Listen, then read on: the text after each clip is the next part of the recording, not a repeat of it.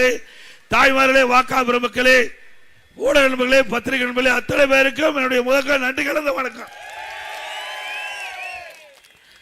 இன்னைக்கு அண்ணா திமுக பாரதிய ஜனதா கூட்டணி அமைக்கப்பட்டிருக்கிறது. தேசிய ஜனநாயக கூட்டணி. நம்முடைய தேசிய ஜனநாயக கூட்டணியிலிருந்து அண்ணா திமுக வெற்றி வேட்பாளராக கோபிச்செட்டிப்பாளையத்திலே திரு வி.பி. பிரபு அவர்களே நிறுத்தப்பட்டிருக்கிறார். பிரபு அவர்கள் அண்ணா திமுக வேட்பாளர். அவர் நல்லவர், குறிப்பிட்ட குரலுக்கு ஓடோடி வரக்கூடியவர். இப்ப இருக்கிற எம்எல்ஏ மாதிரி திமிரு பிடிச்சாலும் இல்ல. உங்களை எல்லாம் அடிமைய வச்சிருந்தா இனிமேல் சுதந்திர காற்றை வாங்குவீர்கள். வி.பி. பிரபு அவர்களுக்கு இரட்டை சின்னத்திலே வாக்களியுங்கள். நம்முடைய சின்னம் புரட்சி தலைவர் எம்ஜிஆர் சின்னம், அம்மாவின் சின்னம், விவசாயியின் சின்னம், வியாபாரியின் சின்னம், தொழிலாளியின் சின்னம், மக்களின் சின்னம், வெற்றி சின்னம். வாக்களிப்பீர் இரட்டைக்கு. இன்னைக்கு இங்க ஒருத்தர் இருந்தார், பேசியே ஆகணும். இதுவரைக்கும் பேசாத இருந்த அவரு தானா எம்எல்ஏ ஆகல. ஆனாரா இங்க இருக்கின்ற கழக நிர்வாகிகள் இரவென்றும் பகலென்றும் பாராம தலைவர் காலத்திலும் சரி, அம்மா காலத்திலும் சரி, ரத்தத்தை வீரியா மண்ணிலே சிந்து உங்க உழைப்பால் அவர் எம்எல்ஏ ஆனாரு. அப்படித்தான் ஆனாரு. நீங்களும் பாடுபட்டு தானே ஆனாரு. ஆனா சுயநலம் திமிரு அகங்காரம், அதனால அவரை வெளியேற்ற வேண்டிய சூழ்நிலை ஆகிப்போச்சு. கட்சிக்கு கட்டுப்பாடு தேவையா இல்லையா? கட்சி கட்டுப்பாட்டை மீறினால் யாராக இருந்தாலும், அம்மா இருக்கின்ற காலத்திலும் சரி, தலைவர் இருக்கின்ற காலத்திலும் சரி, அதை தொடர்ந்து அண்ணா திமுக கடைபிடிச்சது. அதான் கடைபிடிச்சோம்.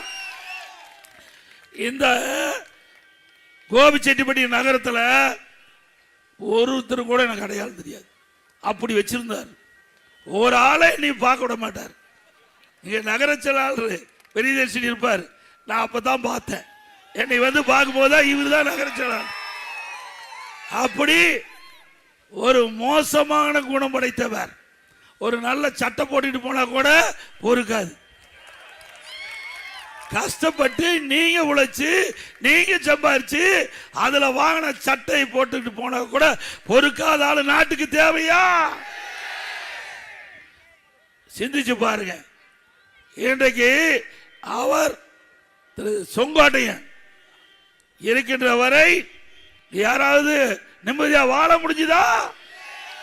இந்த பகுதியில் இருக்கிற சிந்து ரவிச்சந்திரன் போட்டி கட்டி அனுப்பிச்சிட்டார். அப்புறம் டிஸ்ட்ரிக்ட் சேர்மன் திரு கந்தசாமி, என்ன ஆம்புலன்ஸா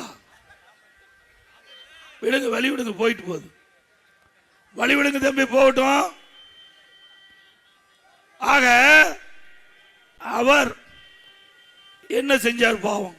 டிஸ்ட்ரிக்ட் சேர்மனே கட்சி விட்டு போறாங்கன்னா இவர் எப்படிப்பட்டவரா இருப்பார்? அவ்வளவு கீழ்த்தரமா பேசக்கூடிய மனிதர் இந்த செங்கோட்டையன். அப்படித்தானே? மரியாதை கொடுத்தாலும் பிரயோஜனம் இல்லை. மரியாதை இல்லாத ஒரு மனிதர். அப்படித்தானே? இன்றைக்காவது உலகத்துல தன் மனைவியும் மகனும் புருஷன் நல்லா இருக்குதான் நினைப்பாங்க. நம்ம வீட்டுல பிள்ளைகளா அப்படித்தான் நினைக்குது. நம்ம வீட்டு மனைவியில அப்படித்தான் நினைப்பாங்க. நமக்கு பதவி வந்தா, கணவருக்கு பதவி இருந்தா மகிழ்ச்சியா இருக்கும். மகனுக்கு அப்பா பதவிக்கு தான் மகிழ்ச்சியா இருக்கும். ஆனா அம்மா அவர்களுக்கு அமைச்சராக கொடுத்த போது இவருடைய மனைவி திரு செங்கோட்டையனுடைய மனைவி திரு செங்கோட்டையனுடைய மகன் அங்க தலைமைச் செயலகம், அம்மா முதலமைச்சராக வந்திருக்காங்களே, தலைமைச் செயலகத்துக்கு வந்து புகார் கொடுத்தாங்க. அது கேவலமான புகார். நான் வந்து இந்த பதவிக்கு இருக்கிறதுனால அதை சொல்லல. அது என்ன குற்றச்சாட்டுன்னு உங்களுக்கு எல்லாத்துக்கும் தெரியும். இங்க இருக்கிற கோபிச்செட்டிப்பாளையம் இருக்கிற அத்தனை பேருக்கு தெரியும். அப்படி கொஞ்சம் வழிவிட்டு தம்பி, வழிவிடு, அந்த வண்டி போகட்டும்.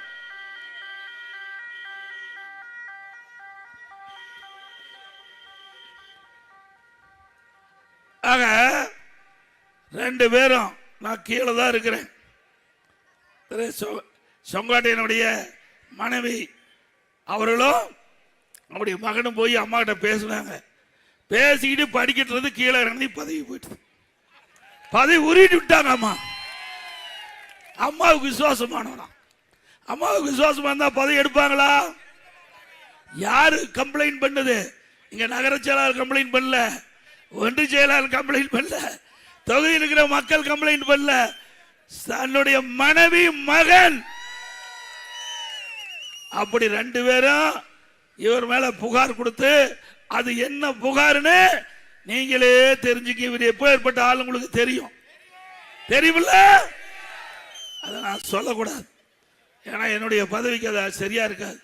ஆக அந்த புகார் கொடுத்த உடனே அம்மா உடனடியா நீக்கிட்டாங்க.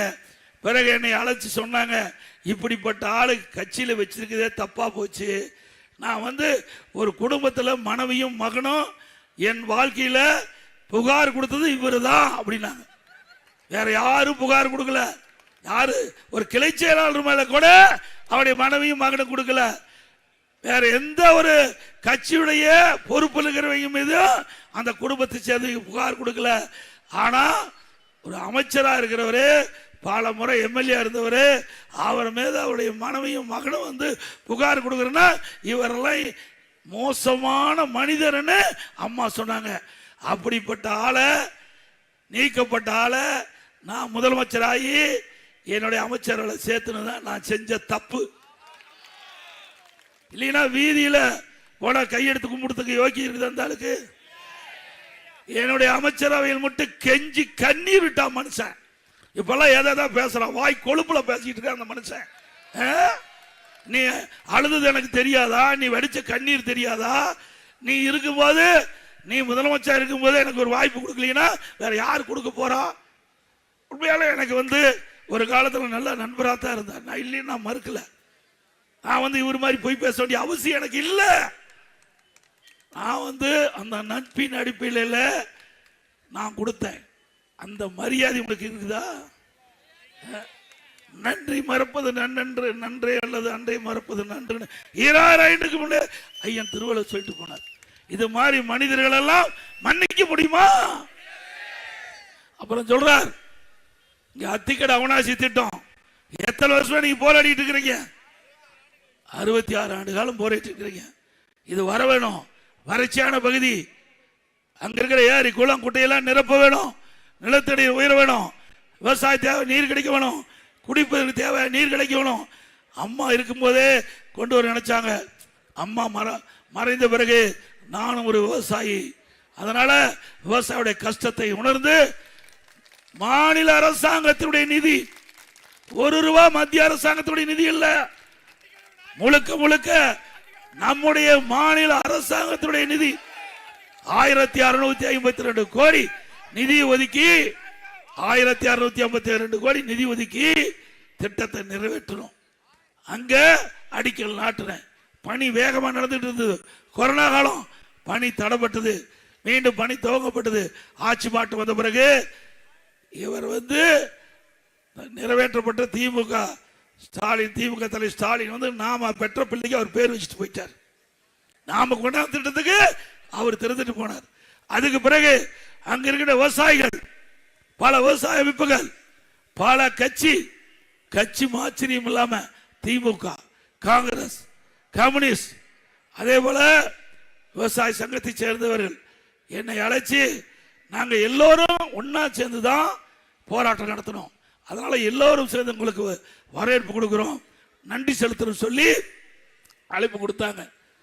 அதுக்கு இவர் வரல. கேட்டா அம்மா படமும் தலைவர் படம் இல்லைன்னு பொய்ய சொல்லி வர மறுத்துட்டார். என்ன, இந்த பகுதி மக்கள், இந்த தொகுதி மக்கள், அவர்களுக்கு ஏரி குளம் குட்டையெல்லாம் நிரப்புவதற்காக கொண்டு வந்த திட்டம், இந்த தொகுதி எம்எல்ஏ அதுல கலந்துக்கல. பொறாம, இப்படி பொறாம பிடிச்சால் நாட்டுக்கு தேவையா?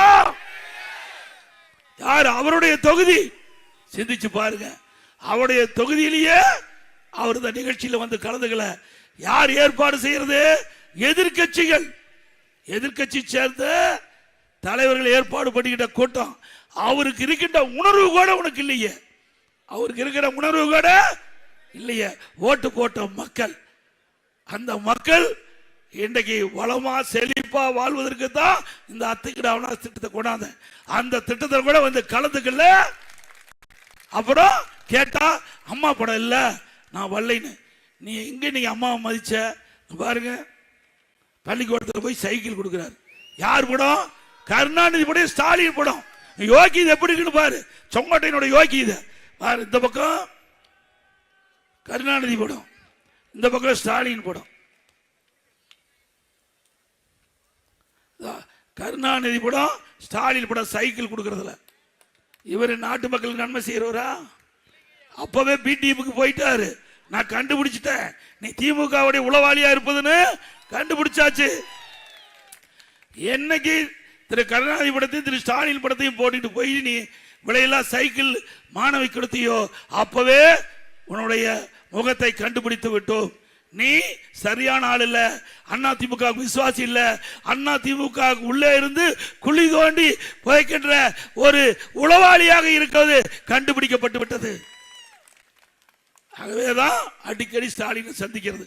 சட்டமன்றத்தில் ஒரு வார்த்தை கூட திமுக ஏத்து பேசுறதே கிடையாது. திமுகவை ஆக மனசுக்குள்ள இருக்கிறதெல்லாம் இப்ப கக்கிட்டு இருக்காரு. இவரை வச்சிருக்கலாமா? நல்லா சத்தமா சொல்லுங்க. ஆக இப்படிப்பட்ட ஆள் மன்னிக்க முடியாத ஆள். இவருக்கு ஓட்டு போட்டு அந்த ஓட்டை பெற்று தந்தவர் நீங்க தானே ஓட்டு போட்டு அவரை ஜெயிக்க வச்சீங்க. உங்களுக்கு விசுவாசமா இருக்கணும்ல. இப்ப எங்க போயிட்டாரு? அங்க போய் துண்டை அணிவிக்கிறாரு. கேவலம் துண்டை போய் வாங்குறாரு. இப்ப யாரு போட்டா வச்சிருக்காரு?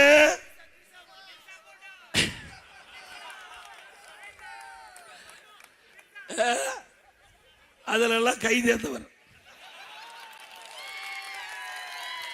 சேர வேண்டிய இடத்துல தான் சேர்ந்திருக்காரு. ஆக நீ என்னை பத்தி கேவலமா பேசுற. திரு செங்கோட்டையன் அவர்களே, நீ 100 நாள் ஜெயில் இருந்துட்டு வந்திருக்கிற. வந்துட்டு இருந்தார்ல, நீ யோகியமானாலா? என் மேல கேஸ் போட்டாங்க. நெடுஞ்சாலைத்துறையில ஊழல் கேஸ் போட்டாங்க. கேஸ் போட்டவனே நீதிமன்றத்தில் வாபஸ் வாங்கின ஆர்.எஸ். பாரதி சொன்னாங்க, நான் நடத்துறேன், கேஸ் நடத்துறேன். நீதிபதி சொன்னாங்க, வழக்கு போட்டவங்களே வாபஸ் வாங்கும் போது நீங்க எங்க நடத்துறீங்கன்னு. இது வரைக்கும் நாட்டு மக்கள்கிட்ட பேசி இருக்கிறாங்க. அது மறைஞ்சு போயிருமா? சட்டமன்றத்தில் முதலமைச்சர் என்னை பத்தி பேசியிருக்கார். எடப்பாடி பழனிசாமி நெடுஞ்சாலை துறையில ஊழல் பண்ணியிருக்கான்னு பேசி பதிவாயிருக்குது. அதை நீக்க முடியுமா? அதனால நான் நடத்துறேன். மடியில கனமில்ல, வழியில பயம் இல்ல, நான் நீதிமன்றத்தை சந்திக்கிறேன். அப்ப நீதிபதி அவருடைய சேர்ல சொன்னார், இந்தியாவிலேயே வழக்கை ஒரு தலைவர் வழக்கை நடத்துகிறார் என்று சொல்லுகின்ற ஒரே நபர் உங்களுடைய தலைவர் சொன்னார். அப்படி வழக்கை நடத்தி நிரபராதியின் உங்க முன் நிற்கிறேன். செங்கோட்டையன் அவர்களே, சிந்திக்க வேணும் என்று நாக்கு இருக்குது, வாக்கு பேசுன அசிங்கமா போய் ரோட்டில் நடக்க முடியாது. அத்தனை ஆதாரத்தை வச்சிருக்கிறேன். சும்மா நினைச்சிட்டு இருக்கேன். முதலமைச்சர் இருக்கும்போது நீ போட்ட ஆட்டமெல்லாம் எங்களுக்கு தெரியும். எல்லா ஆட்டமும் தெரியும் தேம்பா. நீ யாரெல்லாம் எப்பப்ப கேஸ் இருந்தது எல்லாம் நான் முதலமைச்சர் இருக்கும் போதே எடுத்து வச்சுட்டேன். நீ என்னைக்கு பிடிஎம் செயல்பட ஆரம்பிச்சியோ அன்னைக்கே நான் உஷாராயிட்டேன். இன்னைக்கு எப்படியா இருந்தாலும் இந்த அண்ணா திமுகவை வீழ்த்துவதற்கு திமுகவோட கூட்டு சேர்ந்து சதி செய்யறன்னு எனக்கு தெரியும். அதனால ஜாக்கிரதையா நீங்க பேசணும். ஆனா ஆட்சி மாறும், காட்சி மாறும். ஆட்சி மாறுகின்ற பொழுது நீ தாக்கு பிடிக்க முடியும். உன்னை பத்தி எனக்கு நல்லா தெரியும். எப்படிப்பட்ட ஆள்னு நல்லா தெரியுமில்ல. எங்காச்சும் சவுண்ட் கொடுத்து பேசினா கிட்ட கூட போக மாட்டார். போவாரா? ஏய், நான் அண்ணா திமுகவில் என்னுடைய ஏரியாவில் இப்ப கூட நாடாளுமன்றத்தில் 45,000 ஓட்டு கூடுதலா வாங்கியிருக்கிறேன். 10வது முறை நிக்கிறேன். 10வது முறை நின்று 45,000 ஓட்டு. 2024 நாடாளுமன்ற தேர்தல், 2021 சட்டமன்ற தேர்தல் 9வது முறை நிற்கும் போது 10வது முறை நிற்கும் போது 94,000 ஓட்டு வித்தியாசம் ஜெயிச்சிருக்கிறேன். இப்ப நடக்கிற தேர்தல் 1 லட்சம் ஓட்டுல ஜெயிப்பேன். உன்னால சவால் விட முடியுமா? மக்களிடத்துல அன்பு, குடும்பத்தில் ஒருவனை என்ன பார்ப்பாங்க. இன்றைக்கு ஒவ்வொரு குடும்பத்திலையும் என்னை ஒரு குடும்பத்தில் ஒருவனாக பார்த்து என்னுடைய தொகுதி வாக்காளர் மக்கள் எங்களுக்கு இந்த வாய்ப்பை கொடுப்பாங்க. மக்கள் நான் நீதிபதியா அந்த அந்தஸ்துல பார்க்கிறேன். என்னுடைய மக்களை நீதிபதி அந்தஸ்துல பார்க்கிறேன். உன்னுடைய மக்களை அடிமையா பார்க்கிறேன். உன்னுடைய மக்களை அடிமைத்தனமா வச்சிட்டு இருக்கிற எங்களுடைய ஒன்றியச்சால், நகரச்சால், பேரூராட்சியால் தனி சுதந்திரமா செயல்படுவாங்க. யாருடைய கட்டுப்பாட்டிலும் கிடையாது. இங்க அப்படியா இருக்குது? சில ஒன்றியச்சால் இப்பதான் உங்ககிட்ட போட்டோ எடுக்கிறேன். எப்படி பொதுச் செயலாளர்கிட்ட இப்பதான் போட்டோ எடுக்கிறேன்னா எப்படி கட்சி வச்சிருக்காரு பாருங்க. எவ்வளவு மோசமான ஆளு, கொடுமையான ஆளு. பச்சையா பேச ஆரம்பிச்சிருவேன். என்னுடைய பதவி இருக்கிறதுனால அடக்கி வாசிக்கிறேன். திரு செங்கோட்டையன் அவர்களே, நான் எப்பேற்பட்டவன்னு உனக்கு தெரியாது. என்னுடைய முகம் ஒரு பக்கம் தான் பார்த்திருக்கிறேன், இன்னொரு பக்கம் பார்த்ததில்லை. எதுக்கும் துணிஞ்சுவேன். நல்லா ஞாபகம் வச்சுக்க. எதை பத்தி கவலைப்படாதவன். திரு ஸ்டாலினுடைய இதிலே விரல் விட்டு ஆட்டுவேன். என்னுடைய கேள்விக்கு அவரே பதில் சொல்ல முடியாம தடுமாறி கொண்டிருக்கிறார். எவ்வளவு பெரிய கட்சி, இன்றைக்கு தாய் இல்லாத பிள்ளை மாதிரி நாம் இருக்கிறோம். இப்ப ஏற்பட்ட கட்சியை உடைக்க எவ்வளவு முயற்சி செஞ்சாங்க. நீ அதுக்கு எவ்வளவு துணை போன எல்லாமே தெரியும். தெரிஞ்சு உன்னை நான் வச்சுக்கிட்டு தான் இருந்தேன். ஏன்னா ஆக ஒரு பண்பா இருக்கணும், ஒரு மக்களிட பண்பா இருக்கணும். ஒரு கட்சி தலைவர் எப்படி பேசணும்னு வரையறை முறை செய்யணும். அதை விட்டுட்டு வாய்க்கு வந்த மாதிரி சொந்த பிரச்சனைகளை வேணும்னே திட்டமிட்டு ஒரு தவறான கருத்து. இதுக்கு எனக்கு பக்கத்தில் பல கோடி ரூபாய்க்கு எங்கே மில் இருக்குதான். எங்க சம்மந்தி ஃபேக்டரியா, அவர் எங்காச்சும் சண்டை பண்ணி விட்டுறாத. அவர் 1997 கட்டி வச்சிருக்காரு. 1900 எங்க பையனுடைய சகல அவர் 96 கட்டி ஓடிட்டு இருக்குது. அப்ப எங்களுக்கு அவருக்கு சம்மதம் இல்லை. 20 வருஷம் கழிச்சு தான் என் பையனுக்கு கல்யாணம். அந்த சொத்து பரவாயில்ல சொல்லு, அப்பதான் கடன் கொடுப்பான். கடன் கொடுக்குறவங்க கூட இப்பெல்லாம் எடப்பாடி பழனிசாமிக்கு பணம் கேட்டா கொடுக்க மாட்டேங்கிறான். இந்த ஃபேக்டரி இன்னும் 2 ஃபேக்டரி சேர்த்து சொல்லு, நல்லா இருக்கு. ஏன்னா நமக்கு அப்பதாங்க பெருமை. ஏதாவது 4 பேருக்கு கடன் வாங்கி கட்சிக்காரன் கொடுக்கணும்ல. நீ ஓட்டு வீட்டுல இருந்து எப்படி பங்களா கட்டின கோபிச்செட்டிப்பாளையம் தெரியுமில்ல? 30 ஏக்கரால் எப்படி காலேஜ் வந்தது? கதிர் காலேஜ் எப்படி வந்தது? என்ன மரம் காய் காய்ச்சுதா, பறிச்சியா? செங்கோட்டையன் அவர்களே, நான் வடக்கம் தேவை. உனக்கு வயதுக்கு தகுந்த மாதிரி பேச்சு தேவை. என்னால விசில் அடிக்கிறது போனா அப்படித்தான் பேச்சு வரும். பேச்சு இருக்கிற இடத்துல இருந்தா நல்ல பேச்சு வரும். ஆனா இடம் மாறினா அதுக்கு தகுந்த மாதிரி தான் அந்த கருத்து வெளிப்படும்.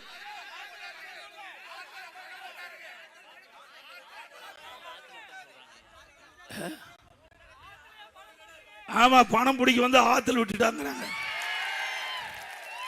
அவ்வளவு பணம் மிஞ்சி போய் கிடக்குது. ஆனா ஒருத்தருக்கு ஒரு பைசா தர மாட்டார். ஒரு டீ கொடுப்பார், எல்லாம் போனா டீ கொடுப்பாரு. அது ஆளை போல டீ கொடுப்பாரு. நல்ல வெள்ளை சட்டை போட்டு பணக்காரன் இருந்தா அதுக்கு ஒரு டீ, அதுக்கு ஒரு நிந்தாலதான் அதுக்கு ஒரு டீ கொடுப்பாரு. இவரை பத்தி தெரியும். இவரு யாராவது ஒருவரையாவது கட்சியில் சேர்த்திருக்காரா? இன்றைக்கு ஈரோடு மாவட்டத்தில் இவரால் வெளியேறினீங்க தான் அத்தனை பேரும். யாரு? திரு முத்துசாமி இவருடைய நிதி பொறுக்க முடியாது, வெளியே போயிட்டார். இப்படி பல பேர் இந்த மாவட்டத்தில். சிந்து ரவிச்சந்திரன், அப்புறம் மாவட்ட டிஸ்ட்ரிக்ட் சேர்மன் தோப்பு வெங்கடாச்சலம், அவரும் இப்படியெல்லாம். இவர் யாரையும் வளர விட மாட்டார். நான் தான் ஏற்கனவே சொன்ன, ஒரு நல்ல சட்டை போட்டுட்டு போனா கூட பொறாமப்படுற மனுஷன் எப்படி பாரு, சிந்திச்சு பாருங்க. ஆக இந்த தேர்தலில் ஒவ்வொரு ஓட்டு முக்கியமான ஓட்டு.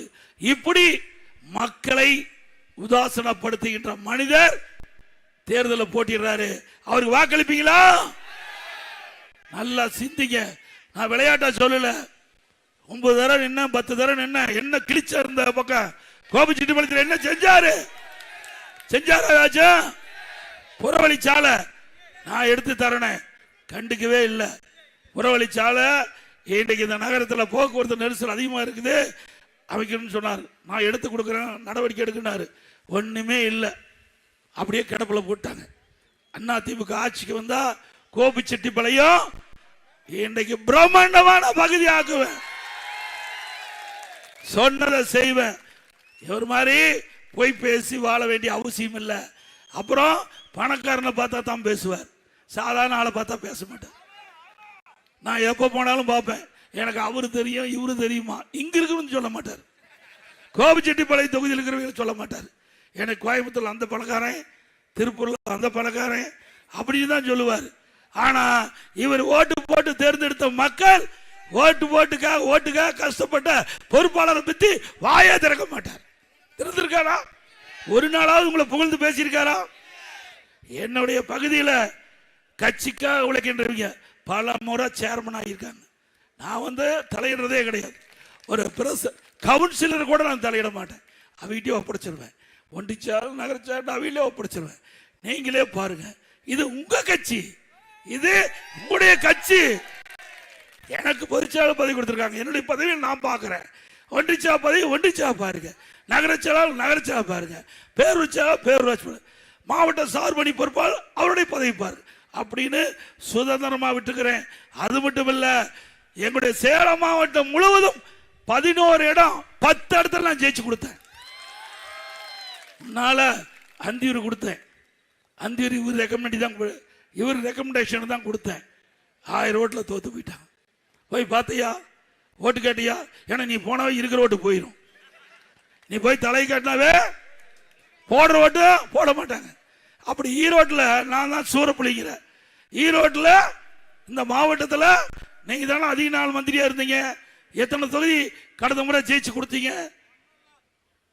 எத்தனை தொகுதி ஜெயிச்சு கொடுத்த நீ? இன்னைக்கு அங்க டவுன்ல எல்லாமே அவுட். சிந்திச்சு பாருங்க. இதே அண்ணா திமுக எங்களுடைய சேலம் மாவட்டம் 11 தொகுதியில் 10 தொகுதி 2021ஆம் ஆண்டு ஜெயிச்சு கொடுத்தோம். இப்ப சொல்றேன், எப்போதும் 2026 அண்ணா திமுக 11க்கு 10 இடத்துல நான் ஜெயிக்கிறோம். உங்களால உன் தொகுதியில் நீ ஜெயிக்க முடியுமான்னு பாரு. இது சொங்காட்டையன் அவர்களே, உங்க தொகுதியில் நீ ஜெயிக்க முடியான்னு பாரு. சொங்காட்டையா, விளையாட்டு நினைக்காத.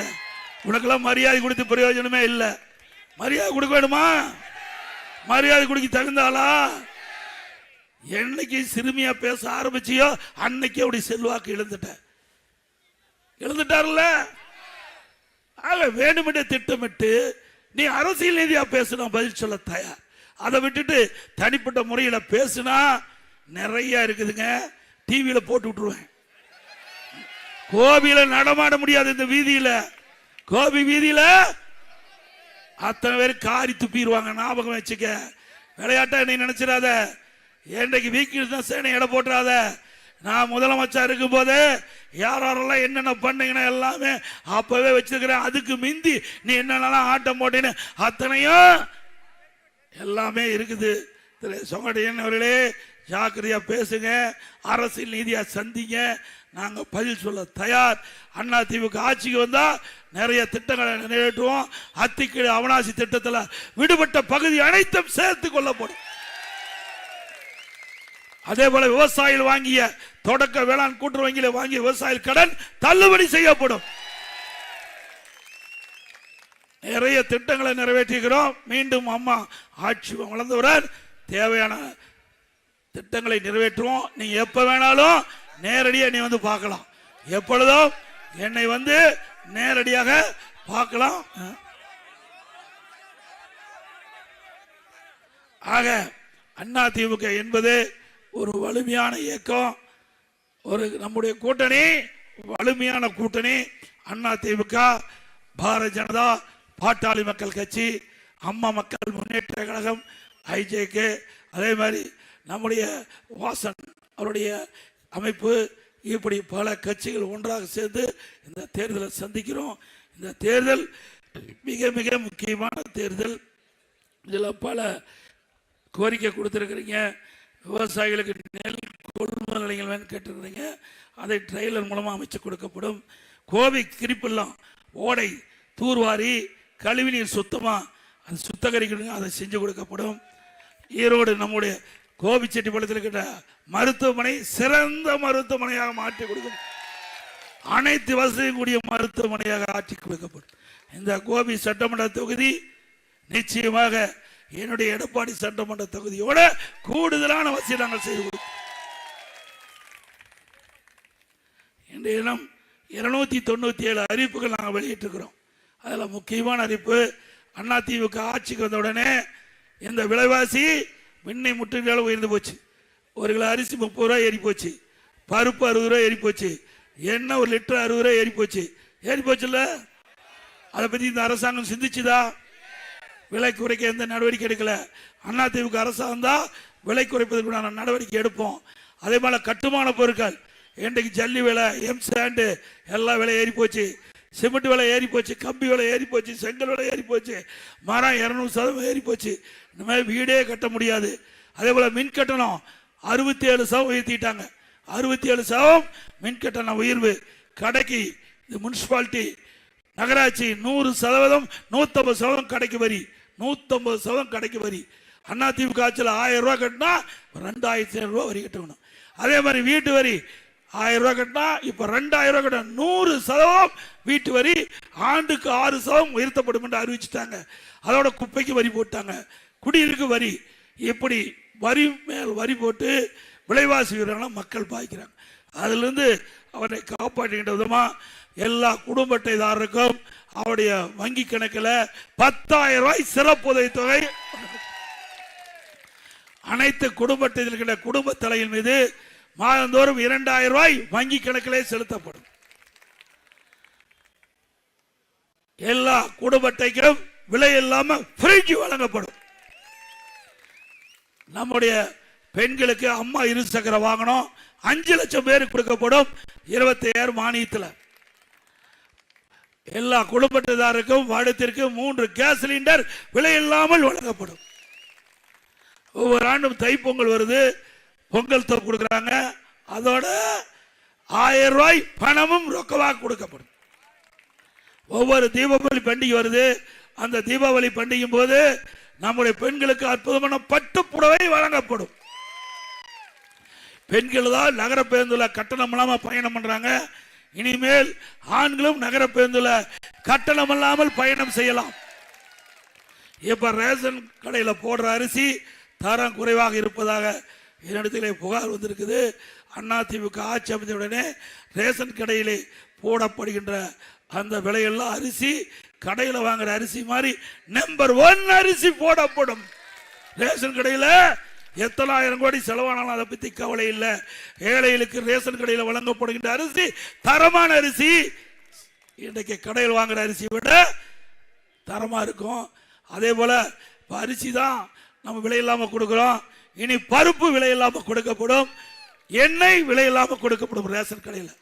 அதே போல மாற்றுத்திறனாளிகள் வாங்கிய கடன் தள்ளுபடி செய்யப்படும். இந்த நகரத்தில் கடை ஓரமாக வச்சிருக்கிறாங்க, சிறு சிறு கடை, அவர் கூட்டுறவு வங்கியிலே கடன் தள்ளுபடி செய்யப்படும். அதோட அம்மா இல்லம் இன்றைக்கு ஜாதி மதம் கிடையாது. ஏழைகள் இருந்தா வீடு இல்லாமல் இருந்தா அவர்களுக்கு அதிமுக ஆட்சியில் அற்புதமான கான்கிரீட் வீடு ஏழைகள் அனைவரும் கட்டி கொடுக்கும்.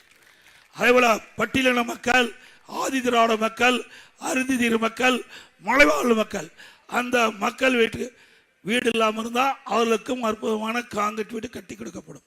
அந்த குடும்பத்தில் பிறந்த ஆண் வாரிசுகள் திருமணமாகி தனி குடித்தனம் போகின்ற பொழுது அவர்களுக்கு அரசாங்கமே சொந்தமாக நிலம் வாங்கி காங்கிரீட் வீடு அந்த குடும்பத்தை சேர்ந்து கட்டி கொடுக்கப்படும். இன்றைக்கு பட்டம் பெற்ற நம்முடைய மாணவர்கள் வேலை வாய்ப்பிலே பதிவு செஞ்சு வேலை கிடைக்காம இருந்தால் அந்த மாணவர்களுக்கு மாதந்தோறும் 2,000 ரூபாய் உதவித்தொகை வழங்கப்படும். +2 வரை படிச்சவர்களுக்கு 1000 ரூபாய் வழங்கப்படும். முதியோர்களுக்கு மாதந்தோறும் 2,000 ரூபாய் ஓய்வு வழங்கப்படும். நெசவாளர்களுக்கு 65 வயசுக்கு மேற்பட்ட நெசவாளருக்கு 1000 ரூபாய் கொடுக்குறாங்க. அதிமுக ஆட்சி 2,500 ரூபாய் நெசவாளர்களுக்கு கொடுக்கப்படும். அதேபோல கட்டிட தொழிலாளர்கள் பணி செய்கின்ற பொழுது தவறி விழுந்து உயிரிழந்தால் அவர்களுக்கு 25 லட்சம் ரூபாய் நிவாரண தொகை வழங்கப்படும். படுகாயமடைந்தால் 2 லட்சம். மரமேறும் தொழிலாளிகள் மரத்திலிருந்து பணி செய்கின்ற பொழுது தவறி விழுந்தா எங்களுடைய ஒன்றிய செயலாளர் சொன்னார், முன்னாள் சேர்மன் சொன்னார், அண்ணா இது மாதிரி இருக்குது, இதுக்கெல்லாம் ஒரு நடவடிக்கை எடுக்கணும்னு சொல்லி அவர் ரெக்கமெண்ட் பண்ணார். 10 லட்சம் வரை கொடுக்கலான்னாரு. நான் 10 லட்ச ரூபா அந்த தவறி விழுந்தவர்களுக்கு 10 லட்ச ரூபா நிவாரணம் கொடுப்பா சொன்னேன். அதை 20 லட்ச ரூபாயா கொடுக்கப்படும். மரமேறும் தொழிலாளிகள் அந்த தொழில் ஈடுபட்டுக்கின்ற பொழுது தவறி விழுந்து உயிரிழந்தால் குடும்பத்துக்கு 20 லட்சம் கொடுக்கப்படும். அதுபோல அவர்கள் மரம் ஏறும் தொழிலாளிக்கு தேவையான உபகரணங்கள் விலையில்லாமல் வழங்கப்படும். அதோட இன்றைக்கு அம்மா மினி கிளினிக் மூடிட்டாங்க. அதை மீண்டும் அதிமுக ஆட்சி வந்தால் திறக்கப்படும். அம்மா உணவகம் சரிவர செயல்படாத இப்ப வேணுமென்னே முடக்க பார்க்குறாங்க. தரம் குறைவா இன்றைக்கு இருப்பதாக என்னிடத்துல புகார் வந்திருக்குது. அதிமுக ஆட்சியதுடனே அதுல சுவையான ருசியான உணவு அம்மா உணவகத்தில் வழங்கப்படும். இந்த அம்மா உணவகம் இனிமேல் முதலமைச்சருடைய நேரடி பார்வையிலே இருக்கு. அம்மா உணவகம் இப்படி பல திட்டங்கள் அதிமுக ஆட்சியிலே வந்து செயல்படுத்தப்படும். வருகின்ற சட்டமன்ற தேர்தல் மிக முக்கியமான தேர்தல். இந்த தேர்தலில் மரியாதைக்குரிய அருமிச பிரபு அவர்கள் நல்லவர், வல்லவர், சிறப்பாக உங்களுக்கு செயல்படக்கூடியவர், எளிமையானவர், எந்த ஆர்ப்பாட்டம் கிடையாது. பேசுறது கூட அவர் பேசுற குரல் கூட வெளியில் வரதில்லை. அப்படி பண்பாளர். அவருக்கு நேர் எதிர்வு. அவர் எப்படியெல்லாம் அட்டகாசம் பண்றான்னு உங்களுக்கு தெரியும். செங்கோட்டையன் எப்படியெல்லாம் அட்டகாசம் பண்றாருல, எப்படியெல்லாம் உங்களை வஞ்சித்தாருல, எப்படியெல்லாம் உங்களை அடிமையா வச்சிருந்தாருல. இந்த நகராட்சியில ஒரு சேர்மனா கொண்டாடுறதுக்கு நகர செயலாளர் பாடுபட்டார். எனக்கு கிடைத்த தகவல், அவரை கடைசி வரைக்கும் செலவு வச்சுட்டு கடைசியில அவருக்கு நாம் போட்டார். ஏன்னா அவர் வந்தா இவருக்கு பிரச்சனை. ஏன்னா இது நகரம். இன்னைக்கு கோபிச்செட்டி வளையும் இந்த தொகுதியுடைய தலைமையிடம். இப்படி ஒருவர் உயர்ந்த பதவிக்கு வந்துட்டா தனக்கு மரியாதை குறைவு என்று சொல்லி அதுல கூட பொறாமை கொண்டு அவர்களுக்கு தேவையான செலவு வச்சு இன்றைக்கு கடன்காரனாக்கி வேடிக்கை பார்க்கக்கூடிய மனிதர் செங்கோட்டையன். அவருக்கு மீண்டும் வர வேணுமா? நல்லா சத்தமா சொல்லுங்க. அவர் வீட்டுக்காக நம்முடைய வேட்பாளர் பிரபு அவர்களை வெற்றி பெற செய்வீர்களா? நல்லா சிந்திச்சு பாருங்க. நான் விளையாட்டா சொல்லல. நானும் கிராமத்திலிருந்து வளர்ந்தவன். நான் விவசாய குடும்பத்தை சேர்ந்தவன். ஆக அவரும் ஒரு நல்லவர், சிறப்பானவர், ஒரு நல்ல மனிதர் உங்களுக்கு கிடைச்சிருக்கிறாங்க. அதை பயன்படுத்தி கொள்ள வேண்டியது இங்க இருக்கின்ற வாக்காளர் பெருமக்கள். ஆகவே அவருக்கு இரட்டை சின்னத்திலே வாக்களித்து வெற்றி பெற செய்ய வேண்டும் என்று இருக்கிற கூப்பி வேண்டி கேட்டு, மக்களை காப்போம், தமிழகத்தை மீட்போம். மக்களை தமிழகத்தை மக்களை தமிழகத்தை மக்களை தமிழகத்தை ஸ்டாலின் மாடல் அரசு, ஃபெயிலியர் மாடல் அரசு. Bye bye Stalin. நான் சொல்றது அப்படியே திருப்பி சொல்லுதுங்க. அதிமுக வின்னிங், அதிமுக நல்லாட்சி கம்மி, நல்லாட்சி. ஆக நீ எதுக்கும் கவலைப்பட வேண்டாம். என்னென்ன திட்டங்கள் உங்களுக்கு நிறைவேற்றப்பட வேண்டும் என்று மனசுல போடுதோ அதையெல்லாம் தேர்தல் முடிந்த பிறகு அதிமுக ஆட்சி அமைந்த பிறகு நேரடியாக வந்து சந்திக்கலாம். யாரும் இவரை கூட்டியாரணும் அவரை கூட்டியாரணும் அவசியமே இல்லை. சாதாரண மக்கள் கூட என்னை வந்து பார்க்கலாம். ஆக அதனால வந்து உங்களுக்கு தேவையான உதவிகள் 100% செய்து கொடுக்கப்படும் என்பதை உத்தரவாதத்தை தெரிவித்து நம்முடைய வேட்பாளரை வெற்றி பெற செய்து இந்த கோபி சட்டமன்ற தொகுதி மக்களுக்கு தேவையான திட்டங்கள் அனைத்தும் நிறைவேற்ற ஒரு வாய்ப்பை தாருங்கள்.